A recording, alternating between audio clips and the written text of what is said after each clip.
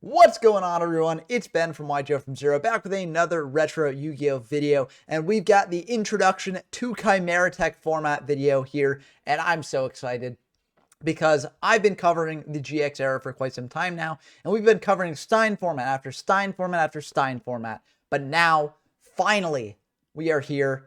Cyber-Stein, emergency banned in December of 2006. Get that thing up there. Get it into its place on the forbidden list. It's gone. And finally, the GX era can breathe a sigh of relief. Now, there will be degenerate things on the horizon. I mean, Crush Card Virus becomes a card that is around for a bit later on.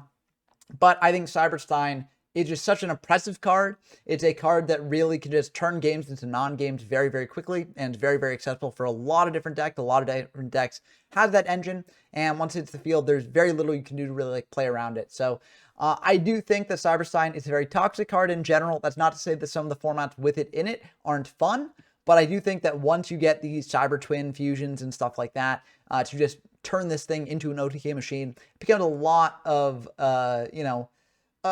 rough games, rough times. So I'm glad to finally see this thing go, finally get banned. And so even though Chimeratech is basically just the card pool from Stein format with a couple new additions, and using basically the same Forbidden Unlimited list, Stein is banned in Chimeratech format, so that changes things entirely. So I'm really excited to dive into Chimeratech format, talk about it. But before we do that, we've got to discuss the new cards introduced to the card pool. So let's do that right now. Now, Chimeratech format took place on January 27th, 2007 at SJC Orlando.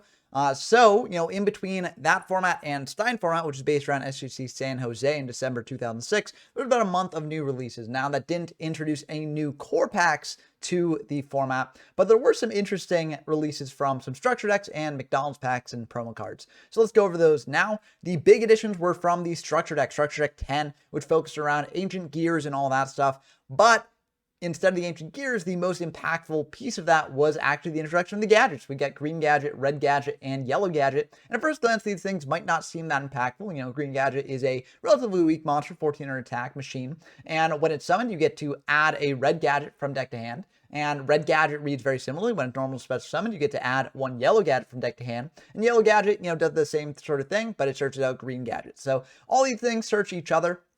Basically turned into a never-ending Congo line of monsters. And so basically, if you use these things to continually get monster to hand, and you have a bunch of just one-for-one removal with your opponent's stuff, you can definitely turn that into a deck. And it was a deck that was played at the time. I'll be featuring an example list of this later in the video if you want to see what this sort of looks like. And I'll be covering it on the channel in the future. But Gadgets is a deck that you can play. It's a very fun deck that you can play. Very popular deck. And we finally have it in the format now. So this will be fun to experiment with in Chimeratech. Of course, in addition to these regular gadgets in the structure deck, there were also some gadget-specific support, namely Boot Up Soldier Dread Dynamo. This was a level 4 machine, 0 attack, 2000 defense. Says while you control a gadget monster, this card gains 2000 attack. So what you can do is first turn set this card. Your opponent attacked a neuter or something and can't get over it. Then you summon a gadget next turn. You've got a 2000 attack guy. But that has a couple flaws. For one, Cyber Dragon's in this format, still 3 copies, so you're able to slam down a Cyber Dragon, get over this thing pretty easily. 2000 attack doesn't quite cut it, especially when you need more than just this thing out there to actually have the 2000 attack. So I don't really think this thing is that good, but it is funny if you do want to play it. I think the better card here, honestly, is Stronghold the Moving Fortress, the continuous trap. It says special summon this card in defense position as an effect monster. Machine, Earth, level 4, 0 attack, 2000 defense. And it's still a trap. It's a trap monster here. But while you control green gadget, red gadget, and yellow gadget, this card gains 3000 attack. Now, why do you think this is slightly better than Dread Dynamo? Well, because it doesn't require your normal summon, right? So even though you're really not likely to get off its condition of having all 3 of green, red, and yellow on field to fuel this thing up to 3k, the fact that you can use it sort of reactively is very nice. So I do think this is slightly better than Dread Dynamo. I still don't think it's really worth including for most gadget decks because they're sort of doing a different sort of thing. They don't really care about keeping all their gadgets on field at all times. They're more having them on field to just be a constant aggressive pressure as they slowly, do one-for-one trades with their opponent. But it is an interesting card here and potentially a good way to stall or stop like OTKs or things like that. So that's kind of neat. So, I figured I'd mention it here. Now, of course, I mentioned the ancient gears, which were what the structure deck was really based on. And the Ancient Gear monsters that really tied the structure deck together were the ones that actually connected to the gadgets, namely Ancient Gear Gadgetron Chimera, which is a level 6 machine, 2300 attack, 1300 defense. So this card gains the appropriate effects if you normal summon by treating these monsters. Green gadget, this card gains 300 attack. Red gadget, if this card inflicts battle damage to your opponent by a direct attack, inflict 500 damage to your opponent. And yellow gadget, if this card destroys an opponent's monster by battle, inflict 700 damage to your opponent. Neither one of those effects are really that good. I guess green is probably the best. Buffing it up to 2600 is kind of nice. You can beat over Monarch that way. But 2300 isn't the best stat line, especially when you're mainly aiming to just tribute some of this thing out. So I don't really think this is that good. Of course, you can pair it with things like Ancient Gear Castle and other Ancient Gear support things to make it a little bit better. But I think ultimately overall, like, this card is not really worth playing. If you want a one tribute Ancient Gear monster, Ancient Gear Beast is probably better. Sure, it has less attack, but it does negate your opponent's monster effect, so that's kind of nice. But it's still cool to see an addition to the archetype. And as an important note, this monster actually can be special summoned. Up to this point, the Ancient Gears have not really seen much playability because in order to bring out their big monster, you have to normal summon them. You can't actually special summon them. But now we're getting Ancient Gears that can actually be special summoned out, and that makes it a lot more convenient to actually play this deck. Of course, the big Ancient Gear boss monster introduced in that structure deck was Ancient Gear Gadgetron Dragon, which will be familiar to many players who've played with Ancient Gear later on in its lifespan, once it gets a very powerful support card called Gear Town. We don't have that yet, but Ancient Gear Gadgetron Dragon is still the new boss monster for the deck. This says if this card attacks, your opponent cannot activate any spell or trap cards until the end of the damage step, just like a lot of the other Ancient Gear monsters do. It says it gains the appropriate effects if you normal summon by triggering these monsters. Green gadget, if this card attacks a defensive monster, inflict piercing battle damage to your opponent, so it's getting the Ancient Gear Golem effect. Red gadget, if this card inflicts battle damage to your opponent, inflict 400 damage to your opponent. And yellow gadget, if this card destroys an opponent's monster by battle, inflict 600 damage to your opponent. So the green gadget effect is really, I think, the best of those. The others can come up, but it's just a minuscule amount of burn damage compared to the 3000 attack that this thing has. But again, the nice thing about this card is that it can be special summoned, unlike things like Ancient Gear Golem and Ancient Gear Beast. So this enables Ancient Gears to bring out their boss monster a lot more easily. But if you do want to tribute it, I guess you can. It's just like, I feel like a gadget deck doesn't necessarily want to be playing these big tribute monsters that are bricks in the hand, especially since it might not be keeping around most of its gadgets all the time. But, if you want to play a pure Ancient Gear deck, this is definitely a better boss monster than you've had access to beforehand. Of course, Ancient Gear Engineer is the last of the new Ancient Gear Beast monsters that are introduced, or not Ancient Gear Beast monsters, but Ancient Gear monsters introduced. And it's a machine with 1500 attack, 1500 defense, to negate any trap effects that target this card. And if you do destroy that trap card, if this card attacks, your opponent cannot activate any spell or trap cards until the end of the damage step. At the end of the damage step, if this card attacks, target one spell or trap card your opponent controls and destroy that target. This does make me kind of interesting. Can you play this with Blast with Chain? If you Blast with Chain, target this, then it will destroy that trap, and then will Blast with Chain still activate in the grave? I don't know. That's something to experiment with, test out. Maybe that could be a fun little thing that you could do. You can also bring this thing out off of Giant Rat, so even though it's level 5, there are ways to easily access this card. So that's kind of neat. The low attack stat, though, is probably more to the card's detriment than to its help, but maybe there are things that you can do with this to sort of make it more playable. There are some Ancient Gear spells that can support these things, like their equips, like Ancient Gear Fist, which, frankly, isn't the best, but, it is something. It says equip only to an Ancient Gear monster at the end of the damage step. If the equipped monster battled a monster and is still on the field, destroy the monster battled. So this means that, if you equip it to Ancient Gear Engineer, and you have a way to potentially keep this thing alive, maybe with the Mist Body equip spell, which is in the McDonald's pack that was released around this time, which prevents the equipped monster from being destroyed by battle, then you get to basically pop spells and traps and also pop monsters with this thing, so it can be pretty good there. You can also buff up its attack with Ancient Gear Tank a bit. This is an equipped spell that can only be equipped to an Ancient Gear monster. It gains 600 attack, and then when this card is destroyed and sent to the graveyard, inflicts 600 damage to your opponent. So I believe that, so Ancient Gear Engineer can only pop your opponent's spells and traps, so you can't quite pop your own Ancient Gear Take for the burn, but this will get it up to 2100, which is tying a Cyber Dragon, which is not bad. So that's something to consider if you want to buff up your Ancient Gear Engineer off of like Giant Rat. For the other Ancient Gear support spells, we've got Ancient Gear Explosive. This is a normal spell that says target one Ancient Gear monster you control, destroy it, and if you do, inflict damage to your opponent equal to half its original attack. So if you do have a big Ancient Gear monster like Ancient Gear Gadgetron Dragon, you activate the Ancient Gear Explosive, deal 1500 burn damage. That's not terrible, but it is a bit bad in this format, I think, especially given that Ring of Destruction is legal. That's just a better version of this. So I don't know if this card's really worth playing, but it's something to experiment with if you want to build like an Ancient Gear burn deck, maybe. Maybe you can do something with this. I don't know. Lots of the Ancient Gear support cards is a pretty good one. Ancient Gear Workshop is a normal spell that says target one Ancient Gear monster in your graveyard, add that target to your hand. So basically what you can do is if you've got an Ancient Gear engraved that you want to get back, you can activate this card, add that back to hand. Now the awkward thing is that a lot of the Ancient Gear monsters, like, you know, Gaddestron Dragon, for instance, are just big guys that are hard to get out if they're in your hand. But, you know, there are some that you might want to have, like Ancient Gear Soldier, maybe you want to get back. I don't know. I don't really think this card is that good, but it is something. You can get back like a Golem or a Beast or something like that as well. So, you know, pretty decent effect, I think, overall for the deck. Although I'm not really sure if that will really come up in a meaningful capacity here. But moving on to the McDonald's pack that I mentioned earlier with Miss Body here, it did release some other important cards to note here. Starting with the main deck monsters, we've got Whitehorn Dragon, the level 6 dragon monster, 2200 attack, 1400 defense. It says when this card normal summoned or special summoned, target up to 5 spell cards in your opponent's graveyard, banish those targets, and if you do, this card gains 300 attack for each card banished by this effect.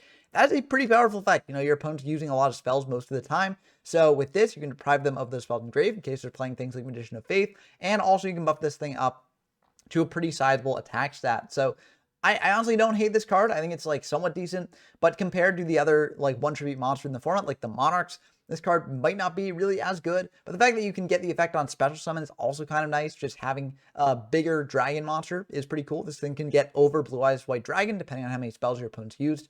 So I do think this card's pretty neat. So maybe it will see play. Unfortunately, I think just big attack guys are not quite it in this format, but you know, it is something to play around with if you want to, you know, see an interesting boss monster and work a deck around it. Next up, we've got one of the worst monsters in Yu-Gi-Oh's history. We got Zone Eater. Zone Eater, level 1 Aqua type monster, 250 attack, 200 defense. A monster attacked by this card will be destroyed during the end phase of the 5th turn after the attack. I mean, this is really bad. Not only do you have to attack into an opponent's monster with this card, which is very, very weak. So, you know, it might die. It might just cause you to take a ton of damage, right? Like, the 5th end phase after this card attacks is so long away in a game of Yu-Gi-Oh!, especially in a format like this. I mean, Stein is gone, but there are multiple OTK strategies. You know, you've got Overload Fusion plus Chimeratech Dragon, and that would be a way to, you know, kill your opponent. So, like, most of the time in 5 turns, that monster is either already off the field through some other means, or it's got enough value that, like, the 5-turn clock did not matter in terms of the removal of that card, or you just lost the game and it never makes it to 5 turns after this card hits the field. So this card is really, really bad. I think it's one of the worst monsters in Yu-Gi-Oh's history. I don't think I'm alone in that opinion. And yeah, it's baffling that they're still making cards like this in the middle of the GX era. But moving on to the fusion monsters, because the McDonald's pack did release some important fusion monsters to talk about. It did release also some just sort of dud fusion monsters like Amphibious Bugroth, Aqua Dragon, Kaiser Dragon, and Practical. None of these really are that good. And same with the normal monsters released in this set as well. None of them are really worth noting about. You got Dungeon Worm, level 5, 1800 monster. You've got Flame Viper, which is a really weak monster here. You got Goki Boar, which is an insect, to be fair. So in certain insect decks, you know, they do play Goki Boar, but it's just outclassed by things like Insect Knight instead.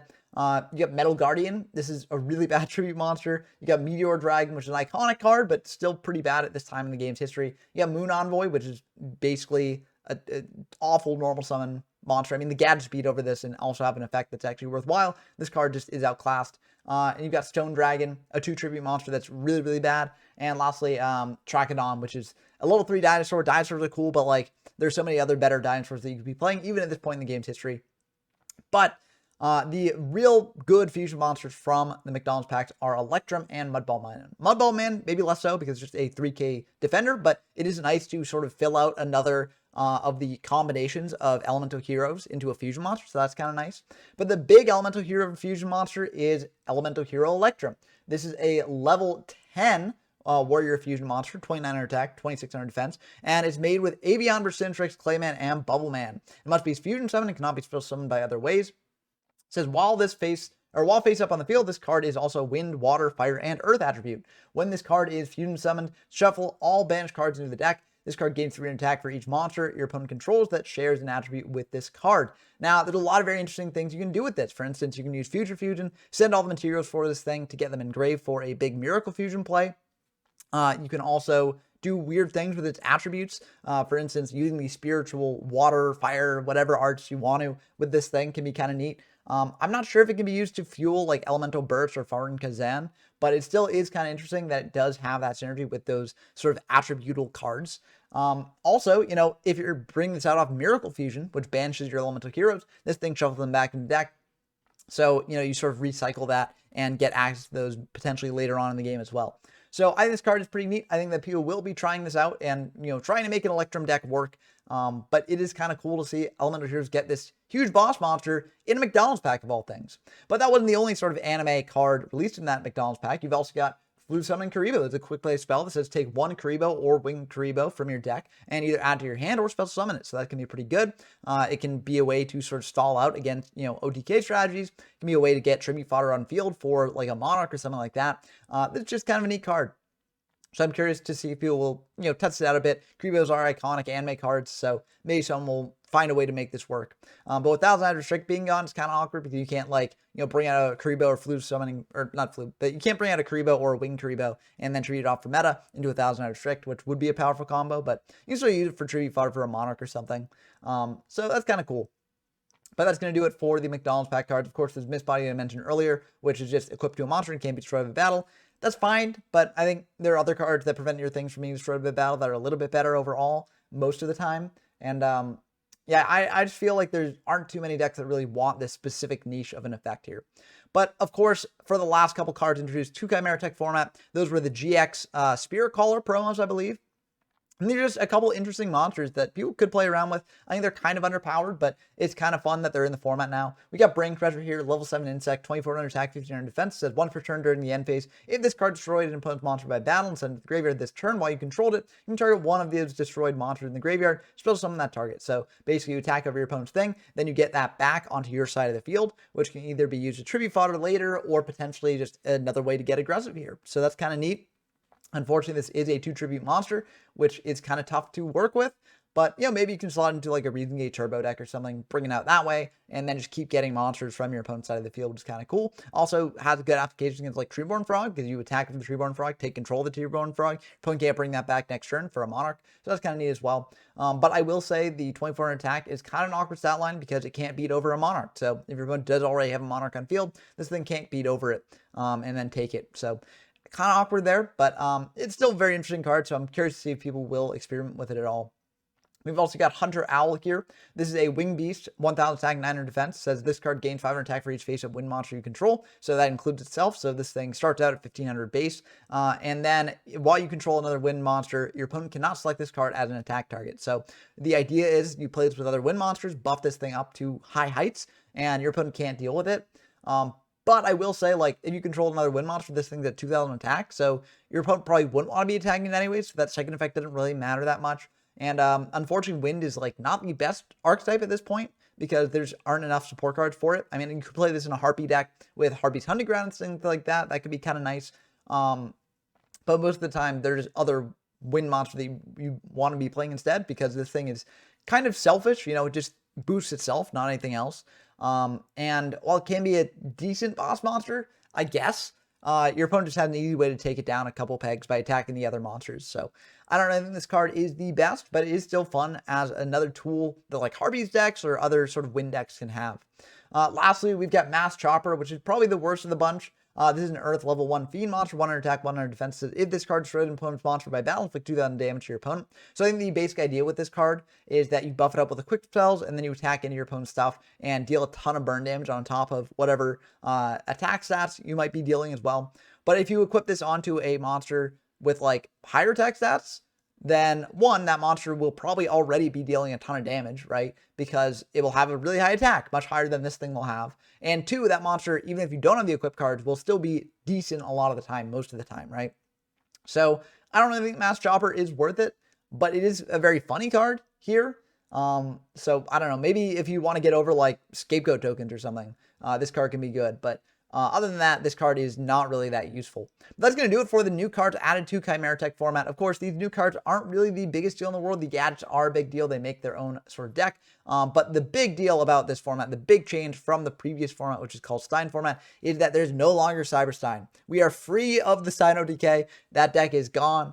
There are other decks that do OTK, but, you know, I do think they're a bit healthier than the Stein OTK decks. So Let's go into some example deck lists before wrapping up this video and sharing my final thoughts. Now, since I've been talking about gadgets, let's start with a gadget list here. This is by Chris Evans, and this actually managed to get third, I think tied for third in the original SJC Orlando event. It actually tied with another gadget deck, and I could have definitely shown off that one as well. This one just has Overload Fusion in it, and I like that because you can go into Chimeratech Overdragon. The Fusion deck is not listed here because it's unlimited Fusion deck, but you would have Chimeratech Overdragon in there for the Overload Fusion. So, this is a neat deck, but basically the idea of it, again, is you play these gadgets, search out other gadgets, and you're playing things like Smashing Ground, you're playing things like Fisher, Rush Recklessly, Econ, things like that, and you're just doing like one-for-one removal, right? Because as long as you are just keeping these gadget monsters coming to your hand, your opponent can have a real tough time actually piercing through and like getting a lot of monster advantage over you. And if you're constantly clearing their stuff, then you're in a much better spot than they are. So I think it's kind of cool. And then, I like that this deck is the kicker where like, if you've got a Cyber Dragon engrave as well, and you've gone through a bunch of gadgets, you just go Overload Fusion, just OTK your opponent with Chimeratech. So that's kind of neat. But yeah, the basic idea of this deck is just grinding out your opponent. And it's just a very, very neat deck. So I'm excited to experiment with this deck. I'll probably play a little bit of a different version myself. But, maybe I'll test this one out, just seeing how the old gadget decks felt. But I think this deck is really, really cool and a great place to start if you want to play the earliest form of gadgets in the GX era in the TCG. Of course, if you also want something a bit more combo heavy and aggressive and stuff, still playing machine monsters, you can also go for this sort of Overload Fusion Machine OTK deck that was played by Paul Lin that actually won the SJC Orlando event. This is a really, really cool deck. It's doing a lot of very interesting things, but basically the idea is you activate a Future Fusion, get a ton of machines engrave along with the Cyber Dragon to go into like a Chimeratech Overdragon. Then you go for Overload Fusion, banish them all from your graveyard to bring out this Chimeratech Overdragon with a lot of attack. And then you go for a Dimension Fusion to blow at your opponent. And this deck is doing a lot of really cool things. For one, it's got Ancient Gear Cannon and Ancient Gear Soldier to pair with Ancient Gear Drill, which can set a Future Fusion or an Overload Fusion directly from deck. Sure, you can't use it for a turn, but if you have like a True Nade to then add that back to hand, I believe that can actually then allow you to activate it. I could be wrong about that, but either way, like as long as you protect it for a turn, you're doing pretty good there. But I mean, this deck is just so nasty, so cool, and I will be testing out this version of the deck because I think it's just it's wild. It's very different from a lot of the other decks that you see at this event, but it just shows the sort of level of creativity that you can bring to this format and still do well. Because this deck won the entire event. So I'm not sure if it will win any modern Chimeratech events, but like the fact that this deck won it all in the past shows that like there's a lot more stuff you can do now that Cyber-Stein is banned. But of course, the older classic GX decks are still around. Even though Stein is gone, Monarchs is still a pretty good deck. You still have Treeborn Frog, you still got the good Monarchs here. And so you can definitely play a deck like Mark Vasquez's second place list from SJC Orlando here. And this is a, very, very good Monarch deck. Monarchs are still very, very powerful. And with a deck like this, you can definitely win a tournament potentially because the deck is just so strong on its own. Even without Stein, it doesn't need Stein necessarily to outgrind its opponent with the powerful Monarchs here in their effects. But of course, I don't want to imply that you can only play the older decks that were played at SJC Orlando here for this format. You've also got a lot of modern innovation in this format as well. For instance, this is the list that actually won the last Chimeratech event that was held on Format Library. This is Splevin's Dark World Burn list. Dark World Burn, very powerful deck around this time period. It managed to win the last Chaos Return format that we held. And I think it also can be pretty good in Stein format. But the deck going from Stein format to here is relatively the same. And, it's still very, very powerful. You're playing things like the Gold Warlord Dark World along Silver Warlord Dark World. You're pitching them off of like Dark World Lightning, getting them out on field really quickly. And you've still got things like Dimension Wall to deal more burn damage, max cylinder as well. So this is a very, very aggro deck. And it's a bit more of a modern deck as well, but a very, very powerful one if you do want to play it. So, there's definitely a lot of room for experimentation here. I just showed off a sampling of decks, and I will be showing off a lot more decks in the future on my channel in the coming weeks, because I think this format will be a lot of fun, and I feel like this sort of is the dawn of the golden age of GX. Sure, at the beginning of GX, you had GOAT format, which is a very, very good format, one of the all-time greats, in fact, but that still felt more like the DM era, just an extension of that. But here, we're finally in the middle of GX. You get a ton of cards from GX here. You get cards that, maybe you wouldn't see play in the Stein formats because Stein is just so overpowering. but you have a lot of room for experimentation here. Even though you still have some OTKs, you still have the Chimeratech stuff going around. Chimeratech, in my opinion, is a more fun OTK to sit through than a Stein OTK. And you have to have your deck more specifically tailored to it, at least. So you're going a bit more all in on it, whereas Stein is just like Stein, right? You can slot that into any deck and potentially OTK your opponent out of nowhere. So I do think this format will be a lot healthier, and I'm looking forward to exploring with all of you out there. If you want to, be notified when I release more Chimeratech videos, then definitely subscribe to the channel. Helps grow us out more, grow the community more, and hopefully it'll allow us to, reach more people with this format, because I think it will be a lot of fun.